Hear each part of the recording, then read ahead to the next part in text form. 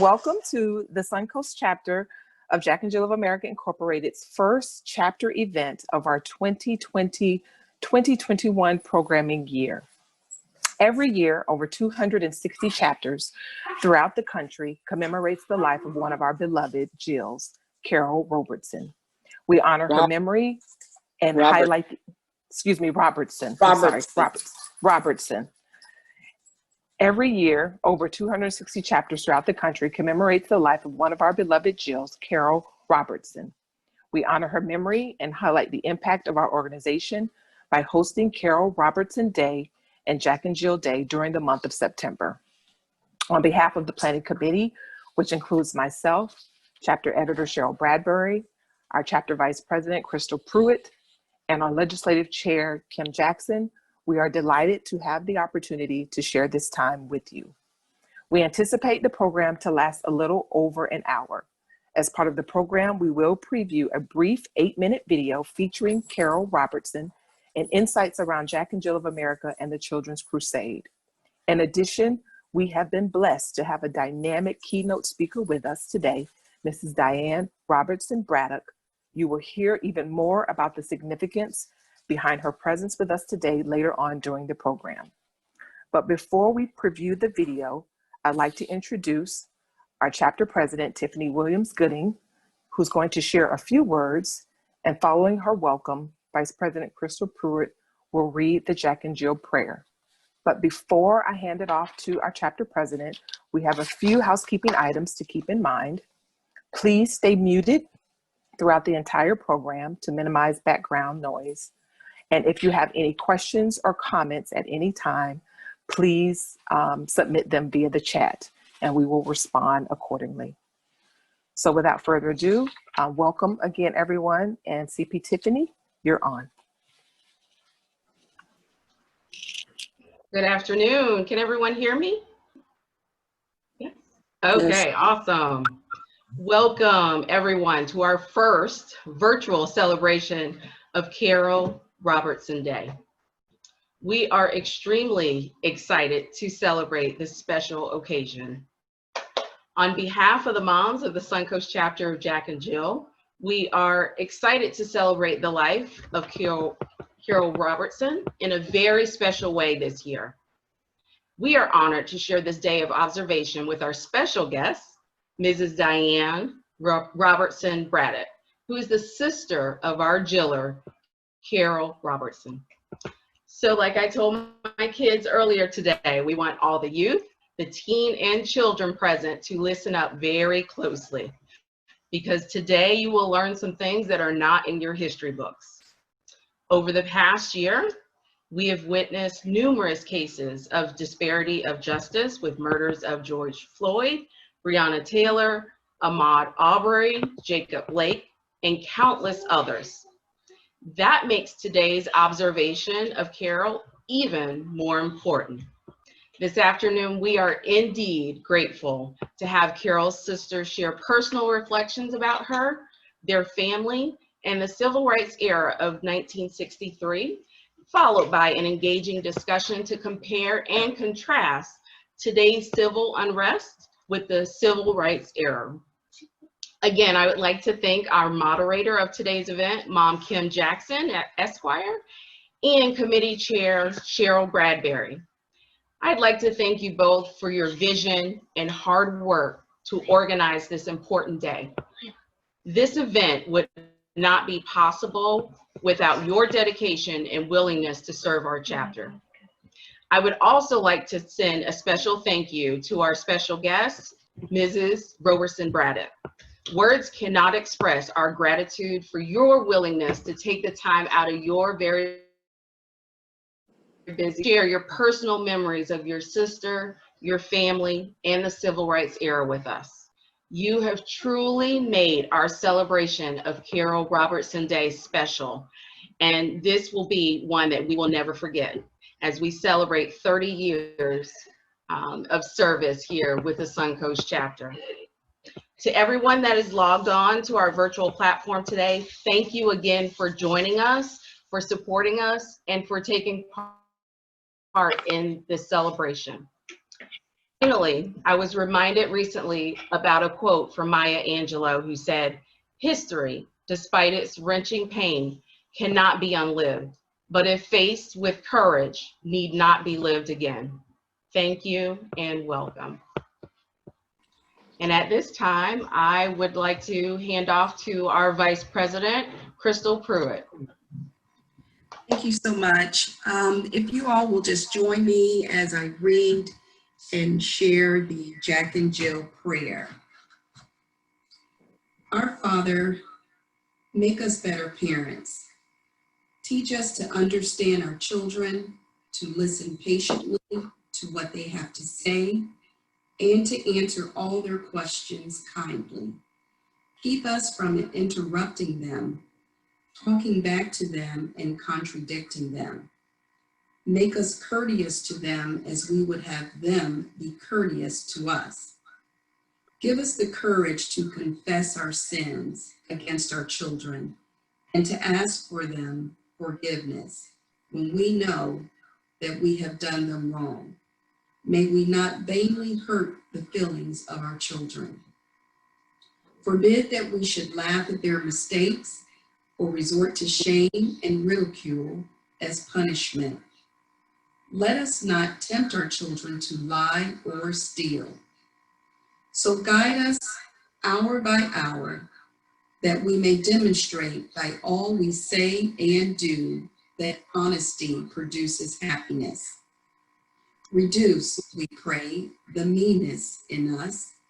May we cease to nag, and when we're out of sorts, help us, O Lord, to hold our tongues.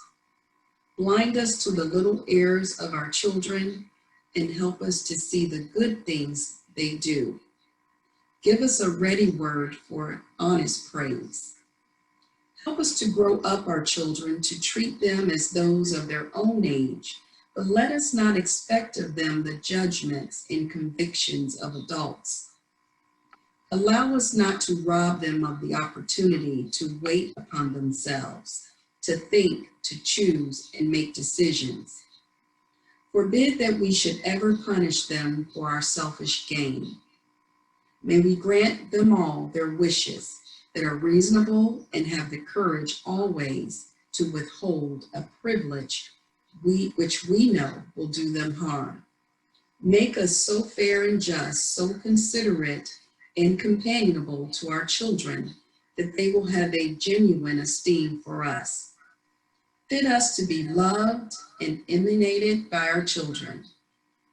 With all these gifts, dear God, give us calm and poise and self-control. Amen.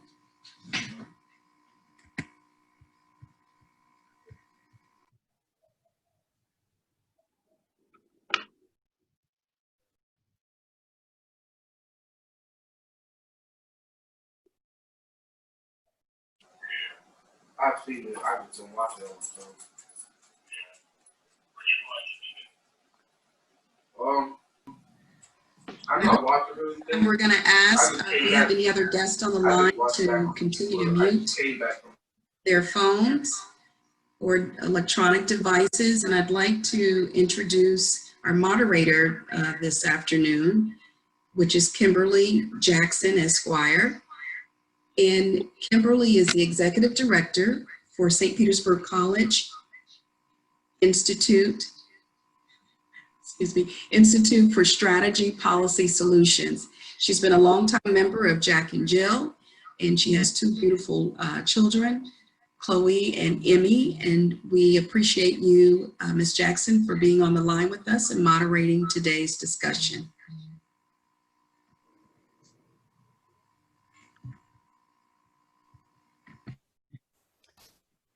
Thank you so much. We're going to watch the video at this time before we introduce the speaker, correct?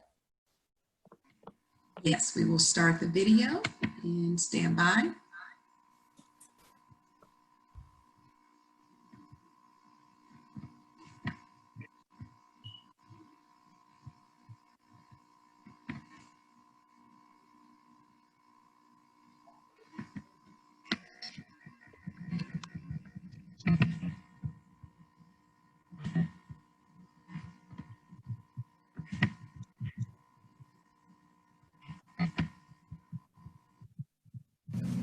As the president looked for words to comfort the nation today, he found them in a eulogy delivered by a preacher.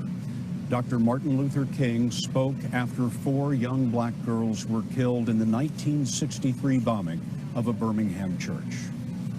And so, my friends, they did not die in vain. God still has a way of wringing good out of evil. And history has proven over and over again that unmerited suffering is redemptive. That in spite of the darkness of this hour, we must not despair. We must not become bitter, nor must we harbor the desire to retaliate with violence. Life is hard, at times as hard as crucible steel. It has its bleak and difficult moments. But the question is, God, why? Why?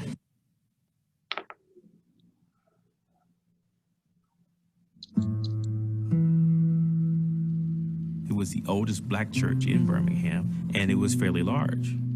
And so it made sense that meetings would happen there, which would also make it a target. On Sunday morning, September 15th, it was Youth Day, right after Sunday school.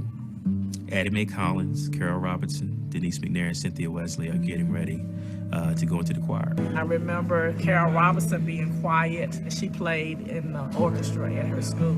Addie Mae's sister Sarah is also in that ladies' lounge. Sarah said the last thing that she remembers is seeing them helping each other tie on sashes, and then it went dark.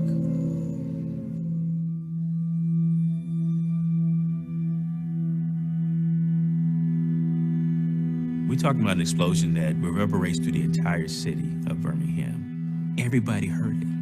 I was at South Illerton Baptist Church, and our pastor was shifting kind of nervously across the room and said he had received word that 16th Street Baptist Church had been bombed. I was in Sunday school class. The building seemed like it was shaking off its foundation. That was enough to pull people off the fence. Kids are supposed to be safe at church.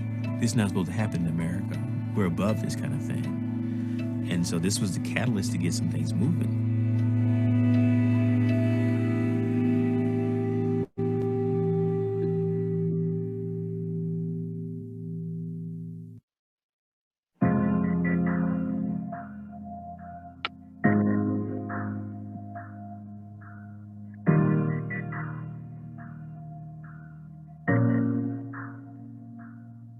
Children have been our cutting edge changes.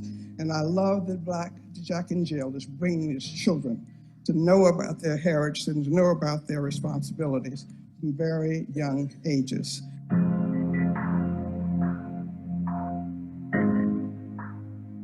My grandfather, Martin Luther King, said that anyone can be great because anybody can serve.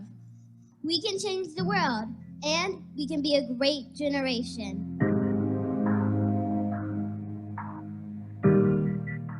Because of the injustices, the inequity, and the inopportunity that was going on in Birmingham, the Children's March emanated. The whole purpose was to be arrested and to fill up the jails in Birmingham. And the other purpose was to get it on this new advent called television, because America could see the divide, that there were actually two Americas, because a lot of people in the North did not realize the injustice that was going on in the South.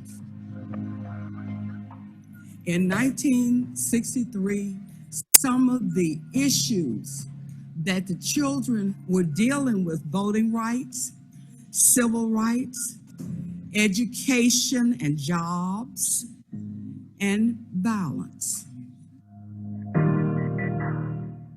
During the Children's March, young people, just like us, marched the streets of Birmingham to end segregation. We are grateful for the bravery of the children foot soldiers and the ordinary citizens that led grassroots movements to end racial injustice and inequality.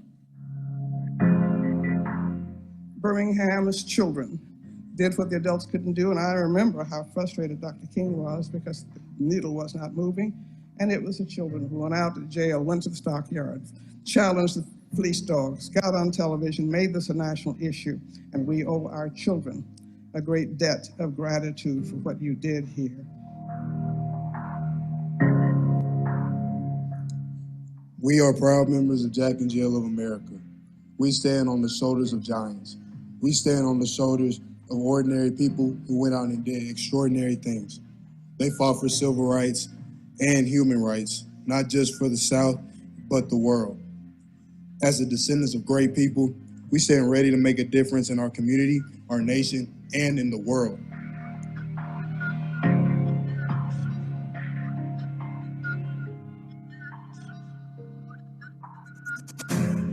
The Black children of Birmingham felt oppressed at every turn. In the spring of 1963, they had the courage to make a difference. And the unforgettable violence on children raised a nationwide public outcry, hastening integration in America's most segregated city. And it was led by children. To be young, gifted and black. Oh, what a lovely, precious breeze. Today, we honor the foot soldiers of the Childrens Crusade of 1963. Young people are leading the nation. Whatever you do, you must be the best of what you are. That's our calling, being our best. That's what Jack and Jill as an organization promotes, being our best. As members of Jack and Jill of America Incorporated, we know that together, we have the power to make a difference.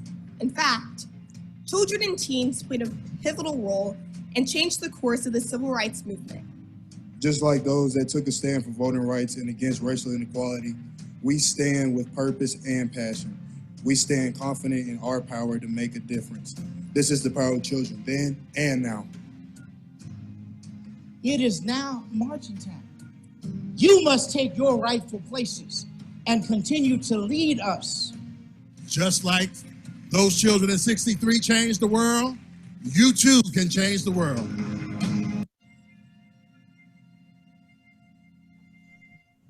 And no greater tribute can be paid to you as parents, and no greater epitaph can come to them as children, and where they died, and what they were doing when they died. They died between the sacred walls of the Church of God, and they were discussing the eternal meaning of love. Dr. King had a favorite quote that he repeated often. The arc of the moral universe is long, but it bends toward justice. We learned today that the arc is longer than we hoped. The end is not in sight, but the direction is clear.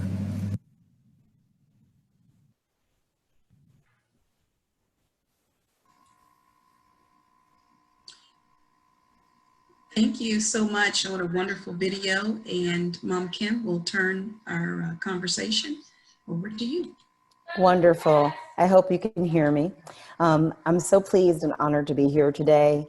And I thought a lot about what I can say to you all as sister moms. And there really isn't a lot I can say that a lot of us don't share the same story. Mom Braddock is really like an aunt to me. Her daughter is one of my dearest friends and my line sister. And I don't know at what point we had this conversation about her connection to Carole Robertson. I don't know at what point in our relationship. I also am a student of history. My degree is in political science. I started researching. My father-in-law is also a member of Jack and Jill. And I just think in general, when you're talking to people who grew up during that time period and age, you have such reverence for their experience that you just don't go deep. And so I have to say, this is the first time that I've ever asked, and she can account, to have this conversation with her. She's just an aunt to me, a person who helped raise and shape my life, an educational leader in the Maryland system who gave me my first job at Fairmont High School and forced me to grow up, and a person who was humble beyond measure and who has a lot of love to give to myself and many other people. So I hope to learn a lot about today too, because her daughter and I don't really talk about this. In fact, as many of you all know, I've been a member for 19 years and have never broached this subject because it's so sensitive to me, and I wanted to always be respectful. But it was time. And so today I'm just honored that you're here with us, Auntie Braddock, and that you're sharing your time and your story. And I wish you could see the many faces. I know you have challenges on your side, but there are many beautiful young faces eager to learn your story. So with that, I'll say thank you and turn it over to you until we ask the questions. Okay, hello. I hope everyone can hear me. I do have some challenges on this end. I am Diane Robertson Braddock, and I am the middle child in the Robertson family. Carole and I had an older brother who is also now deceased, but my brother was 5 years older than me. I am the middle child. Carole was the youngest. Carole is 5 years younger than me. And so we grew up in a very loving household. And I have to stop here and say thank you to Jack and Jill. You have made my family so very happy through the years by taking the time each September to commemorate Carole and the 4 girls who were killed in the church bombing. And I know that a lot of you probably teens and younger and older, since we have a big audience, probably wonder, well, why is Jack and Jill doing Carole Robertson Day? You know, what is that all about?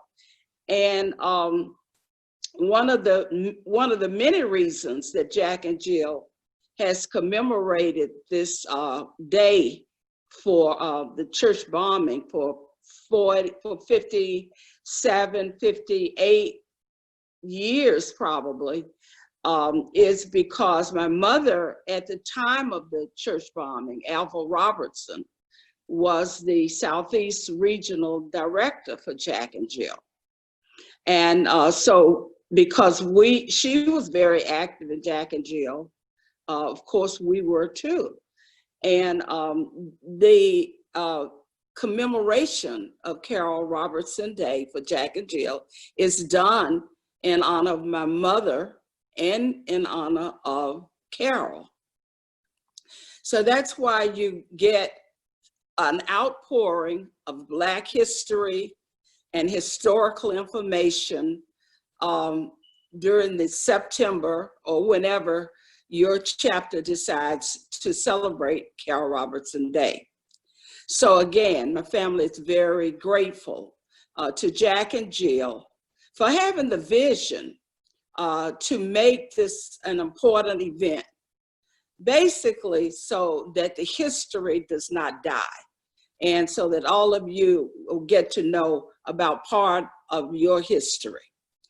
And as in the film clip that you just observed, you get a lot of the information about what was going on in the South. It wasn't just Birmingham, but back in 1963 in the South at that time, there were lots of cities erupting in marching, just as you see happening today with the Black Lives Matter movement.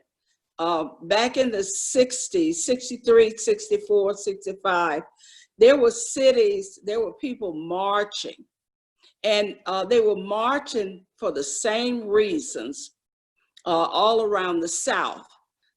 Students, as you heard me say earlier, people were upset about voting. They didn't have opportunity to vote. Voter suppression was an issue in 1963. People were upset about jobs. They didn't have good jobs. In Birmingham,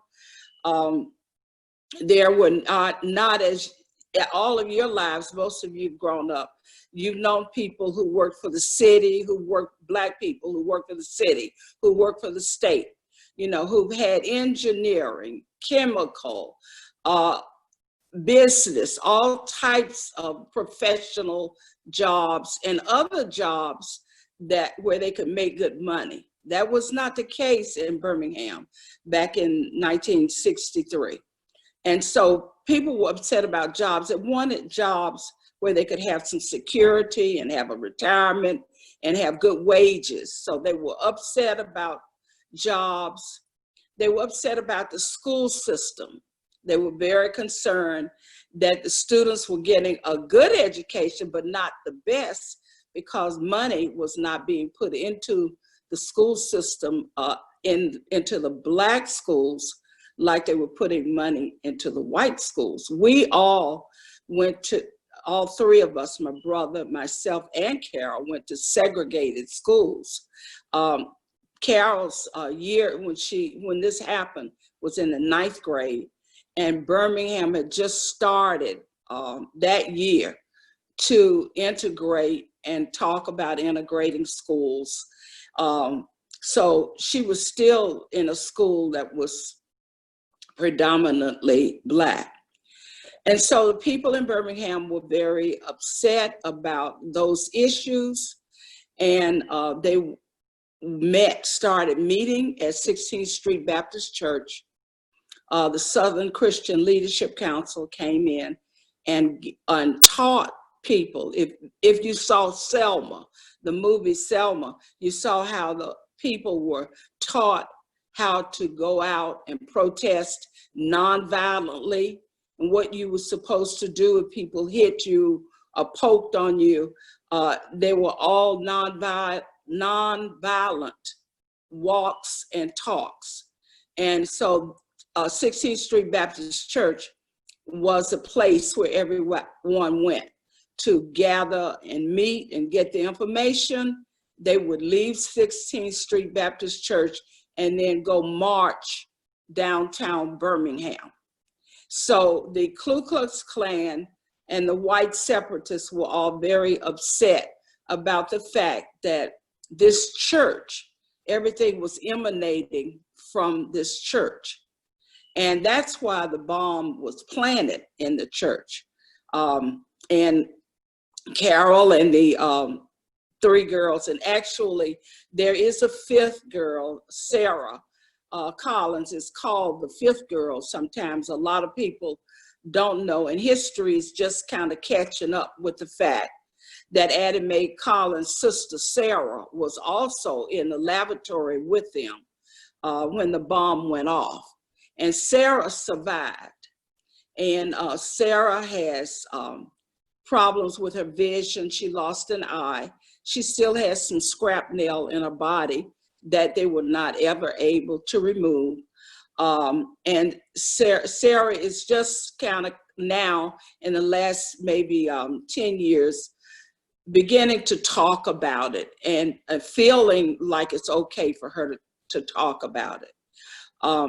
But there is a 5th girl, and Sarah Collins is still alive, but she was in there with them, and they were able to pull her out of the debris. And I think it's because where she had positioned herself in the lavatory that she was saved.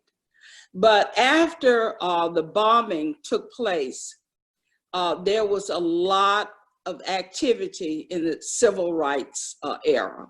So although we mourn and we're very sorrowful still, the family and friends, about this bombing, we got the Civil Rights Act in 1964. We got a Voting Rights Act. We got a housing, unfair and equal housing act. And so the country was just shocked, because who would think that little children in a church would be bombed? And so that is the silver lining, or the rainbow, the silver lining from what happened. And then 7 years ago, President Barack Obama posthumously awarded the 4 girls with the Medal of Honor. And that is the highest honor that civilians can receive, the Congressional Medal of Honor. And the 4 girls did receive that Medal of Honor. So that, of course, made our families feel somewhat happy. But President Obama said that he was giving this honor because he didn't think he would even be in the position he was in if it hadn't been for those 4 girls. And he was giving it on behalf of a grateful nation for what they had to endure and what the families had to endure in order to bring to the public light what was going on with segregation and unequal opportunity in this country. And so that is very similar to what we're going through today. And I'm going to stop now because I know you have a lot of questions to ask. And so I want to leave time for questions and answers. Well, what you said is just so amazing. I did not know about Sarah, and I've researched this a lot over the years. Thank you so much again for sharing your personal perspective. The questions that I have were provided from moms and some of our teens. And the first question is, where were you when this happened? And following up with that question, how did you find out? Okay, I was, as I said earlier, I'm 5 years older than Carole, so I had just finished my second year at Clark College. It's Clark University now in the Atlanta University system. I had just finished my second year, and I went to, my parents allowed me to go to New York for the summer to work. I said that I wanted to make some money, and I had aunts and uncles in New York. It's very funny that my father had 2 brothers and a sister, and they all left after they finished college. They all left Alabama and they went to New York. My mother wanted to stay in Alabama in Birmingham because that's where all of her family was. But my father's family was in New York. So I went to New York to work for the summer. And I was supposed to leave the very next week, headed back to Atlanta to school. And I found out, they gave me a call that Sunday morning. I was at my aunt's house and told me what had happened. So I was actually out in Amityville, New York. I had this job working in a coat factory out in Amityville, New York for the summer. So that's where I was when it happened. That had to have been challenging for you to be so far away from your family and loved ones when all this was going on. Did you know the other young girls as well? I don't know what their ages were at the time, but were you close with their families and them as well? Yes, Birmingham is a very close-knit society. And our families had us involved in all of these activities so that we would never feel like we missed out on anything in the American society. And that's one of the shout outs we give to Jack and Jill, because Jack and Jill provides families to have all types of activities for students to learn leadership skills, to participate in community service, to give back. And one of the last activities that I participated in the Birmingham chapter, Jack and Jill, was voter registration. They had us involved in going down the list of people in the Black communities, knocking on doors, urging them to go out and register and vote. And we did that in the teen chapter when I was in my senior year in high school. But yes, I knew all of the girls because, as I said, Birmingham is a close-knit society. And of course, we all went to church together every Sunday. So yes, I knew them, and we participated in lots of activities together. Thank you for sharing. I had a personal follow-up question of that I was going to ask you later, but it's appropriate now. Is there anything you want to share about those young ladies or their families or stories? I know Four Little Girls does an excellent job of chronicling the lives of the young ladies and what was going on in Birmingham, but we have some young people on the line, so if there's anything you can add. Yeah. Well, they were, you know, they were all typical 14-year-olds. Denise McNair was only 12 years old, but the other three were 14. And so they were all typical 14-year-olds. And they all participated in dance class. We had a community center that was not far from the church. And we had teachers in the community center. And here again, as I said, if people had had the opportunity back in the 60s, Black people, to go out and do use their talents and get paid for it. You know, we had musicians and we had ballet dancers and we have all types of dancers that could have probably been in Alvin Ailey Dance Theater or anything like that, but you didn't have the opportunity during that time. So we had a dance studio and we all took dance classes. I think they all took piano lessons. We all took piano lessons, and so many of the activities they did together. The Girl Scout chapter, they were all active in the Girl Scouts. And everyone besides Addie Mae lived in probably a 6 to 8 block radius of each other. So as I said, our parents were very protective of us. They provided lots of activities for us, and they also kept a very close rein on us because they knew that it was dangerous for us to be out by ourselves and not supervised. You had mentioned some of the parallels of the civil rights movement then and now, and voting initiatives that you all did then versus what we're currently doing now. Can you impart on, particularly again, our young teens, the importance of the sacrifices for the movement, the civil rights movement, and why it's so important to understand that parallel with Black Lives Matter and voting now?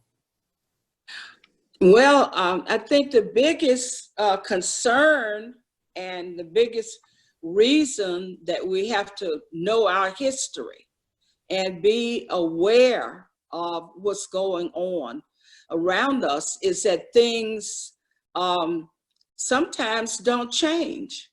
Now, we had lots of change, as I said, with the Voting Rights Act and the Civil Rights Act and the Housing Rights Act. We had lots of change, and through the years, we have had some other achievements, always through the legal system, but then things slip, and you have to be ever vigilant.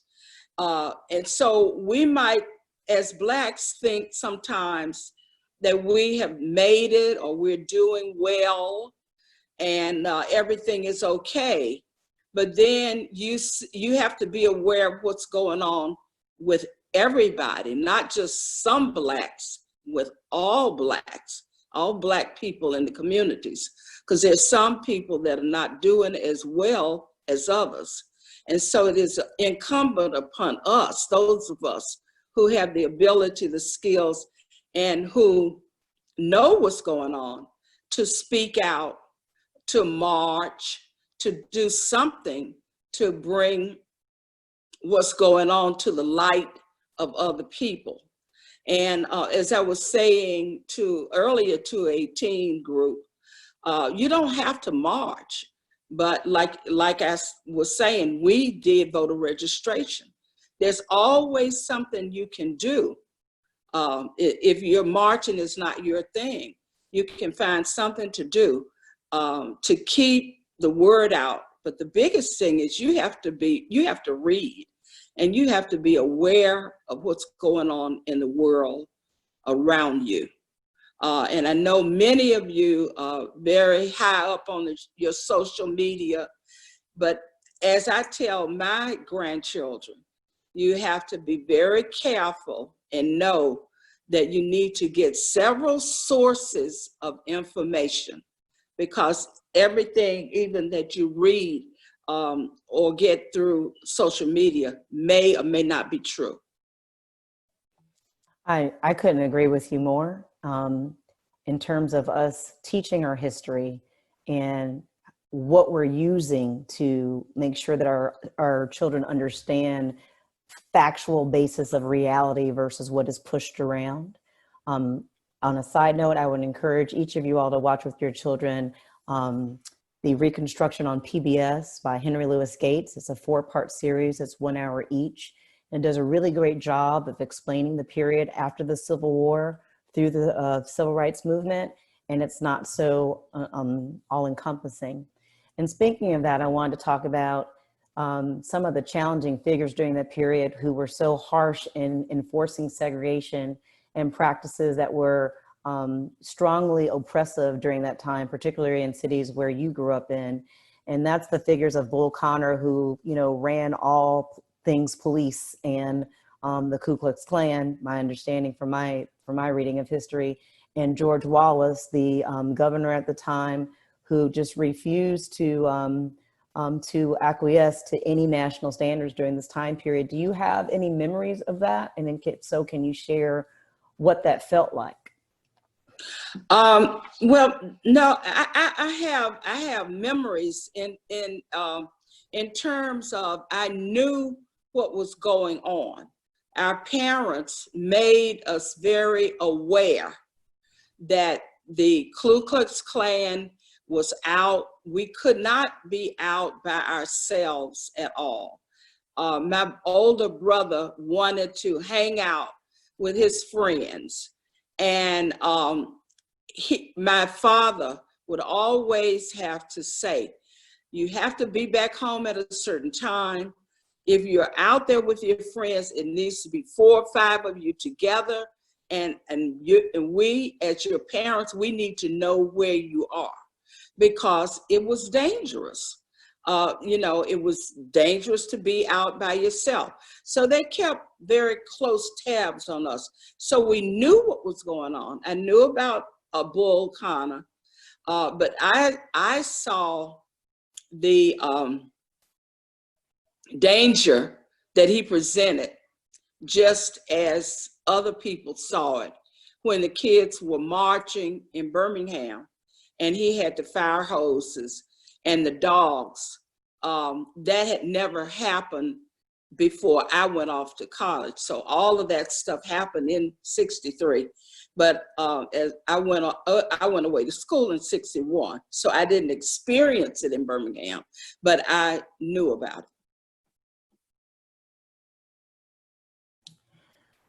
I can't imagine a time period where you have so many young people who are galvanizing the movement. And often I don't think that we understand that even Rosa Parks was 40-ish at the time. And that, you know, John Lewis was 19, 20 at the time. And that the SNCC organizations and all the organizers during this movement took so much time from their college experiences or what could have been their educational time period. And some, of course, sacrificed their lives for this time period. Do you know anything about the minister and how the church rebounded after it? I know you were at college, but how did, you know, we always talk about what happened during that period, but what about the players after? How did people regroup once, you know, the media left and life had to return to somewhat normal after starting this movement? You have now a lot of young people who have sacrificed a lot of time. If you could share anything about that. Well, like I said, sir, a lot of things happened as a result of the church bomb. In the very next year, you had the Civil Rights Act. So what that allowed was for the people, and some of those very people who had been marching, to get into good jobs, to civil service jobs, state jobs, city jobs, because the powers that be and knew that the eyes of the country were on certain states. It was not just Alabama, it was other states in the South having the same problems. So everyone benefited from those new laws that were on the books. And so the jobs started opening up, and lots of things happened. Schools, the desegregation, which was going real slow, the schools became integrated much faster. And so a lot of things started happening as a result of course, the bombing, that brought the attention to everyone, but also some of the laws that were being passed. Yes, thank you. And I'm glad to hear about the local impact. I know here coming to Pinellas County, of course, for our young people, Brown versus Board of Education was a Supreme Court case that allowed students to integrate, African-American students to integrate into the school system that you all learn about at a very early age. There were actually two cases. One case said that we could integrate. The other case was an enforcement measure that basically said with all deliberate speed, which was interpreted very differently among the states. What it caused is each state to determine when they were going to do. For us in Pinellas County, that was not until 1971 where you see the local impact of significant movement of actual integration based on a lot that had happened way earlier before. So that was what I was really back in the getting 50s. at. Yes. So when you have all these sacrifices, it takes so much to get to implementation.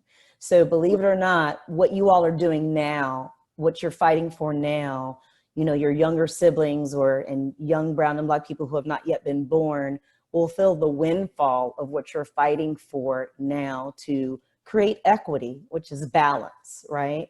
So I just wanted to mention that. I also wanted to mention that, some of these laws are not set in stone, like the 1964 Civil Rights Act, which John Lewis was so upset about at the latter part of his life.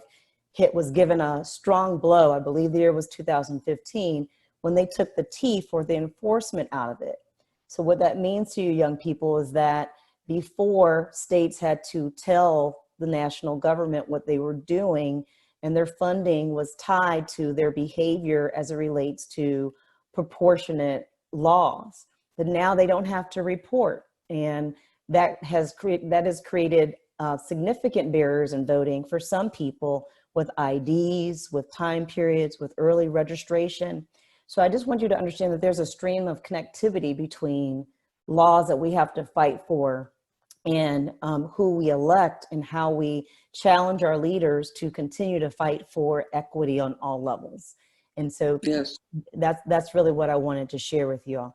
Ms. Braddock, before I open it up and ask if there are any other questions, do you have anything that you want to impart on these young minds? No, I think that what you just, the example that you just gave, the main thing is we have to be ever vigilant.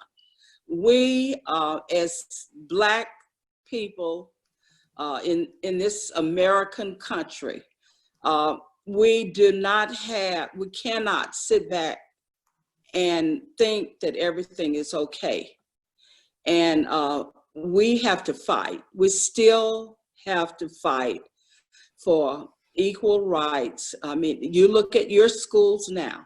Some of you have big concerns, and I know some of your parents have big concerns about the public school system.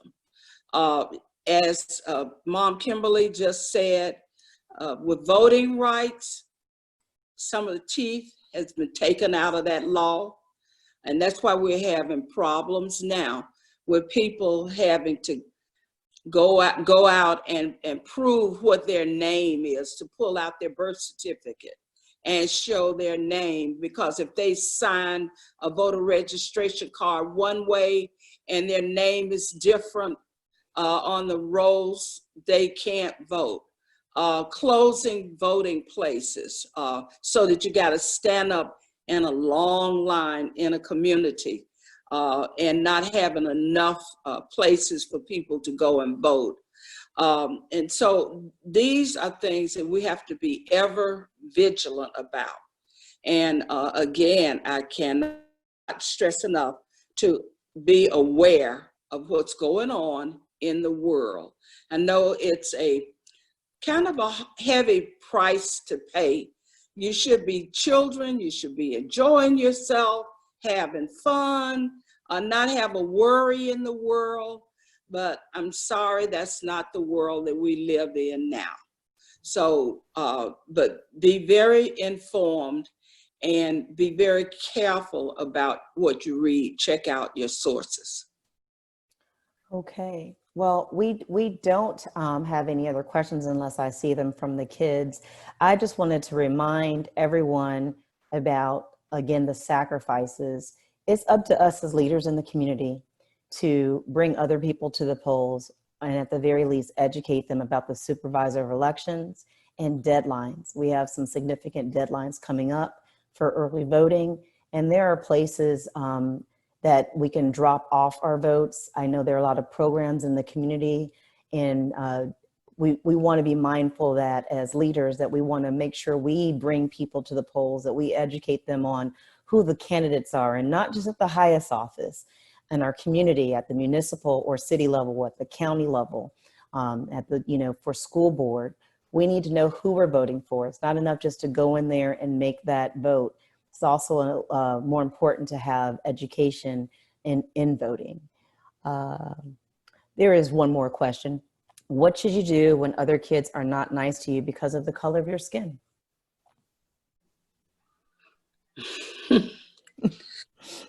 That's rough.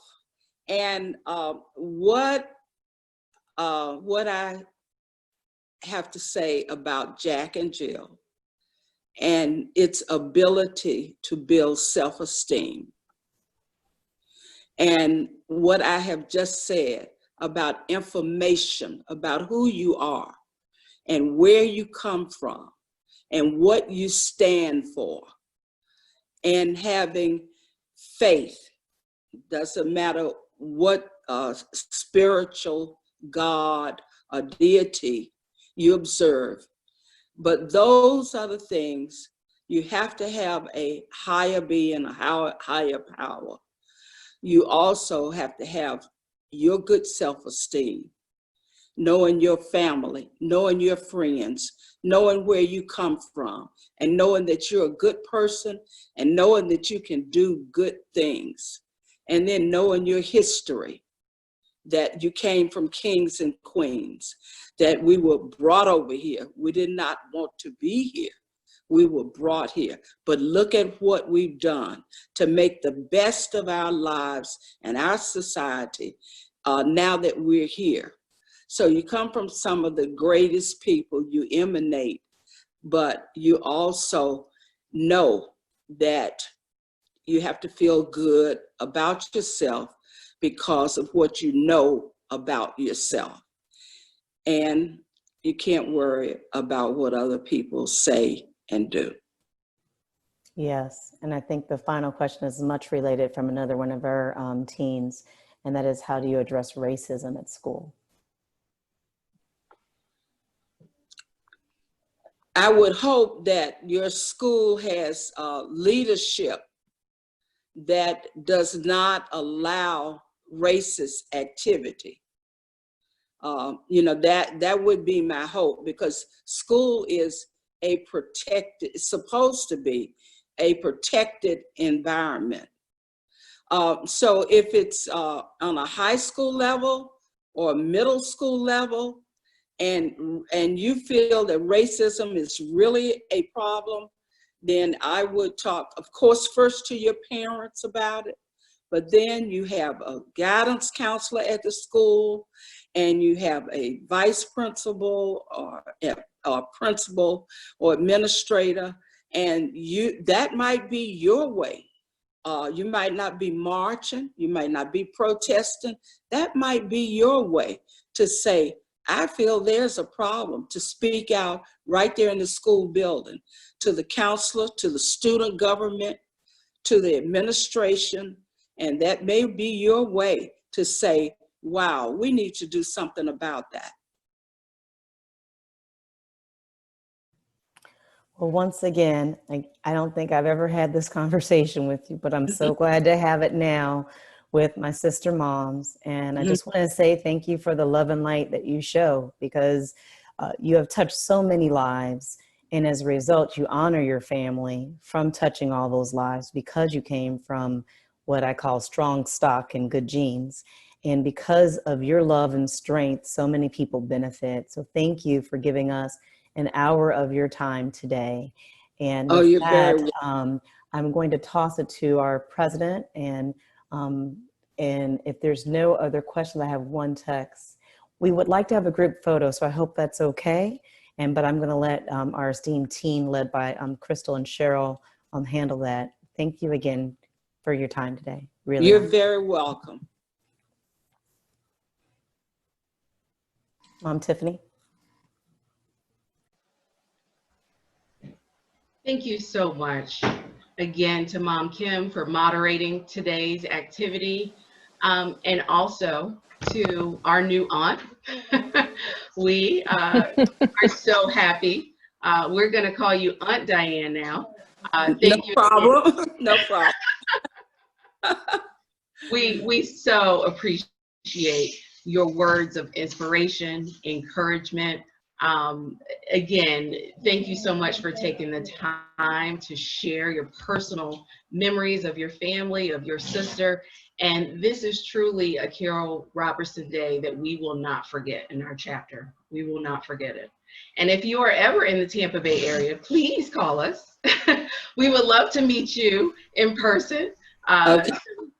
Absolutely. Stay in touch. I'm working on her daughter coming down. I have a big birthday coming up. Okay. Okay. Awesome. And to all of the kids that were tuning in today, please, hopefully you've learned something again that wasn't in your history books. Definitely listen and write that down so you can remember. I love what Mrs. Braddock or Aunt Diane just told us about us being kings and queens and holding your head up high. I think it's truly, truly important for us to remember that, especially as we move forward in the future. So thank you to all of our guests for joining us today. And Mom Kim, I think Mom Crystal wants to take a picture, and so I'm not in charge of that. That's why you see all these faces popping up. So I guess, Crystal's very specific about her picture, so I'm just going to mute myself and wait. Okay. So we can ask everyone to come off video. And let's see here. Just change the view. Oh, there we are. Now we have a full set. So hang on. Let me come off video. And stand by.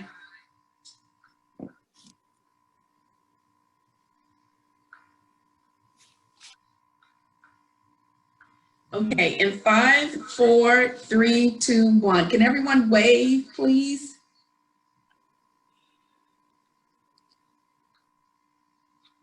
Okay, one more time. Everybody wave. Excellent. This is awesome. Thank you.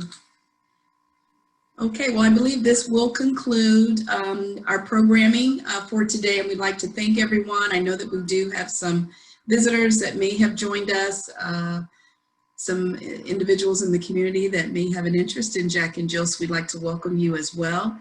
Again, on behalf of the Suncoast chapter of Jack and Jill here in the Tampa Bay area, thank you so much for joining us, and thank you to our guest speaker and Mom Kim for leading this very timely and relevant information today. Thank you again.